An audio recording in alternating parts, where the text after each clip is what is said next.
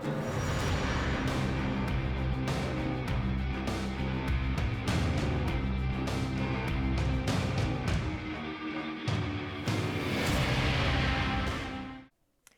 happening, everybody? So today I wanted to bring you a video just talking about 5 cards from Empires of Ascended that could possibly use a buff.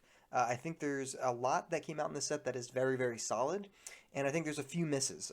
Just cards that are slightly underwhelming, or not really pushing enough pressure, not really doing their intended job all that well. So we have a patch coming up. We know it's going to be filled with a lot of nerfs. We're hoping we see some nerfs to TF Fizz, of course, to Aphelios still. His -1 health nerf wasn't all that important. He's still pretty solid. So we're hoping to see those, but everyone's kind of talked about those a lot. We've already talked about that a lot on our previous podcast episodes. So instead, I want to talk about buffs. Now, I'm not expecting a ton of buffs to come out. I am hoping that we do get a few, though. So I'm going to suggest 5. 4 of them are going to be from Shurima themselves. One's going to be outside of that. But I'm going to suggest these buffs. And like I said, this is nothing personally. Shurima is a great region. There's a lot that has seen success already. But there's just a few things that have kind of been out there that haven't really, found a home yet. And that's fine. These buffs don't need to really happen right now. This is a very early video. None of this needs to happen instantaneously. Not really calling for any buffs either. Just trying to make some predictions on where I think things could be going. But overall, very happy with the release still. So here we have, the champions, the start. Out of just Shurima champions, Azir, Renekton, Sivir, and even Nasus have all seen solid success. The one that hasn't seen a ton of great success is Talia, right? Azir's seen success in a ton of different rush decks. Renekton has had a Sejuani and Renekton Overwhelm deck. That's just super solid. Sivir's had some fun decks with Riven and other cards, but also it's just seen some really competitive play with LeBlanc. And a lot of people weren't expecting LeBlanc to see any competitive play. Besides that, Nasus has seen a lot in like the They Who Endure style decks, where he's serving as a top end with either Thresh or Elise, and that's all been pretty good. Talia, however, hasn't really seen a deck that's landed, and before this set came out, we were kind of expecting some of this Ancient Hourglass to really take over and make some really interesting situations duplicating. And people were really high up on this card, and it hasn't seen a whole lot of play just yet. So hopefully it will. But I think part of that problem could be down to Talia. And, some of the other landmarks are solid, like Empress Dais has been really good so far. Preservarium, Ancient Preparations, all have been good. The Rock Bear stuff hasn't really landed all that well, but it doesn't really need to for this deck even, although it is something. But I think really the fact is just that Talia is kind of missing something. So let's take a look at her. So 5-drop, 2/4, pretty weak stats. You summon an exact copy of an allied landmark, so you get an additional landmark, which is always solid when you combine it with a ton of different things. She levels up relatively easy-ish. When you summon 5+ landmarks, she levels up. She doesn't have to be on board. That's why I'm kind of saying it's easy. She doesn't have to see these landmarks be played. You just have to play them throughout the game, which is pretty solid. And then when she's leveled, she's doing a ton of damage. So you really just need to get her leveled, keep her on the board, and then do a ton of damage. So what are the problems? She can die pretty easy. She's a 2/4 for 5, so she's not very threatening. Can't really do anything in combat-wise when you play her on turn 5. So, first kind of thing that to do with buffs is, or nerfs even, would you look at a stat buff or reduction? Obviously, we're talking about buffs here, so would we look at something to increase her health or power? You could, you could just add her +1/+1, so she's a 3/5, and then she turns into a 4/6 at 5. And that's finally normal stats for a 5-drop, a 4/6, because she's still understated, even leveled. I don't think that's all that bad. I think that would actually help her survive pretty well. Trade up a little bit easier, too, if you really do need a blocker. I think that'd be a pretty solid change, and I would actually hope to see that. Other side is she not leveling up quick enough? So a problem with playing 5 landmarks isn't all that hard, but if your game has been you've played 5 landmarks and now you're leveling Talia up by turn, 6, 7, something like that. What have you really played, right? Like the Rock Hopper's really good because he gets to summon a free landmark as he goes. Ancient Prep's really good because it gives you another body. But if the opponent's attacking and using it, outside of that, if you're playing, things like Preservarium, if you're playing Roiling Sands, where you get to two Roiling Sands out, Unraveled Earth, this card, to get 2 of those, it's a good card. Helps you level up quicker, but if 3 of your mana is going toward that and they're playing a deck that's kind of pushing, even a mid-range deck, you're getting behind pretty quick. So is leveling her up quicker really a good way to help out with that situation? It's possible. I think those are our 2 main options. I think as a character, she's got really cool effects.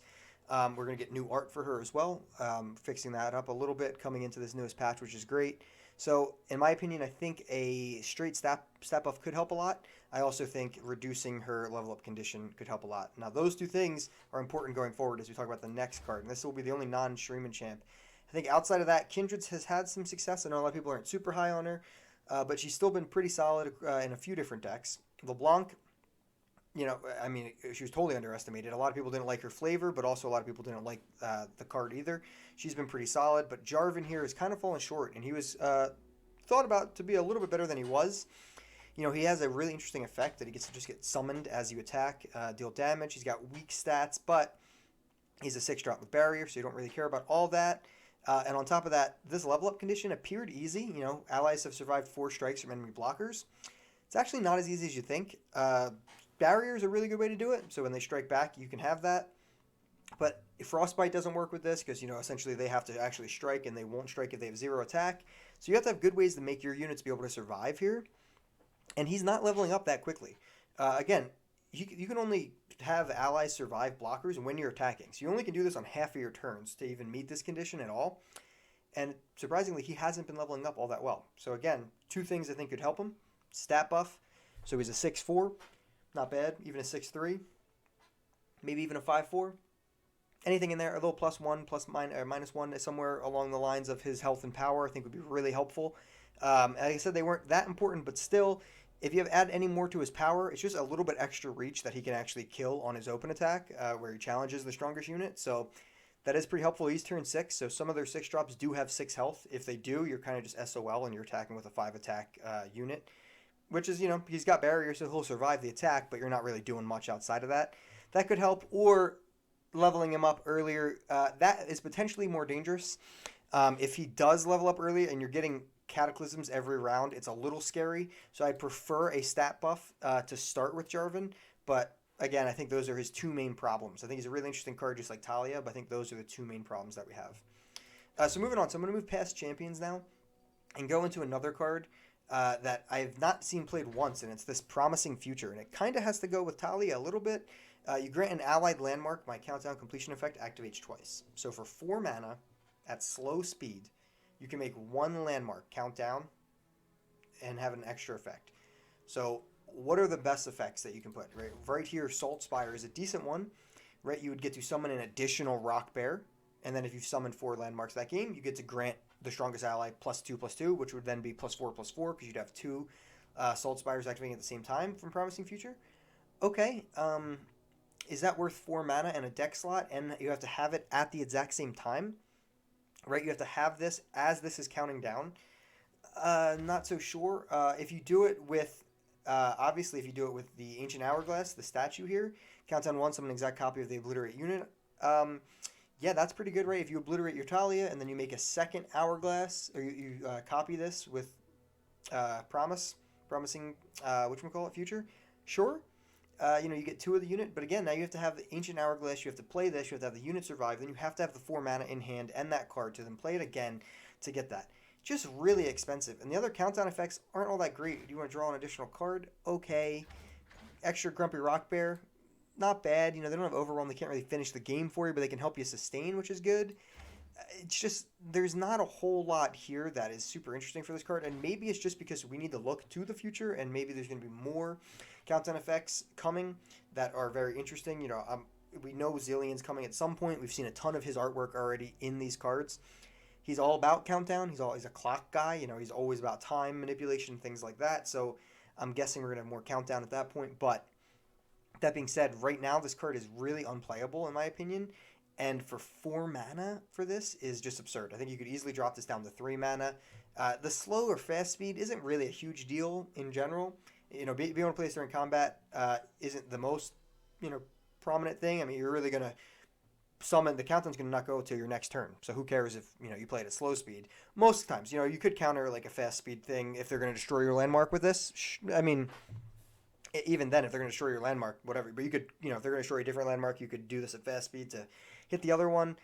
It doesn't really help the card at 4 mana. It's still unplayable. Even at 3 mana, I don't think this is all that playable right now. And maybe this is, again, we just have to wait, see if we get something better. But right now, yeah, this card needs something. Or they just kind of need to let this be one of those cards that's really not going to be all that much, which is totally fine. Moving on to the fourth card here, I'm talking about the Sandswept Totem. I was kind of excited about this card because it's another way to summon ephemerals and get some high attack going. Turns out it's just really worse than Emperor's Dais in all ways. I mean, summoning a 5/2 doesn't have Overwhelm, doesn't have Fearsome, doesn't have anything, right? You need to give this thing something for it to actually have a good effect. Unless you're going so wide that you're summoning so many units and attacking with so many units that that's going to get through to the Nexus. Doesn't do a whole lot other than just kind of be a death trigger, which is used in like the Prankster decks.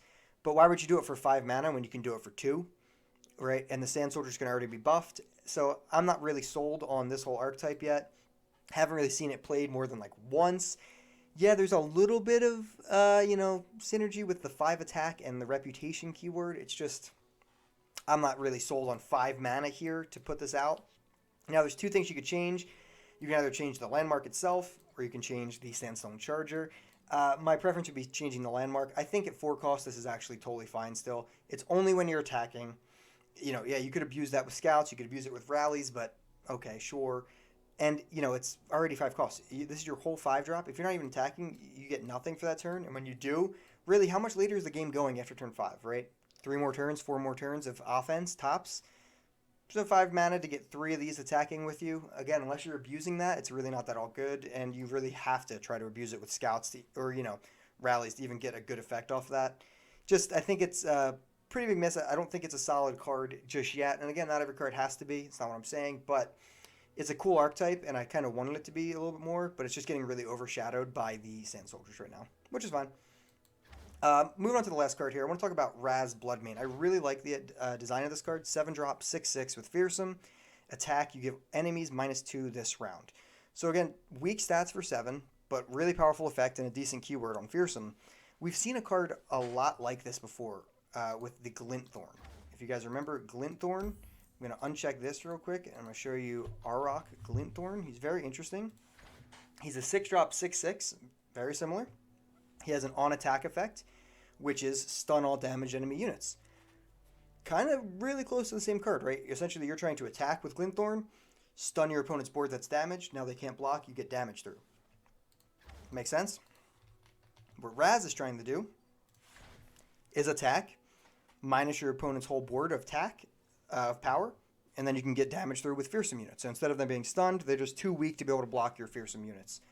That is solid, but there's just something missing with these cards that they only function on offense. You have to have the attack token, and you have to meet a condition. And this thing, just like Glintthorn's solid, he hasn't really seen any play, but he's a 6-drop, 6/6.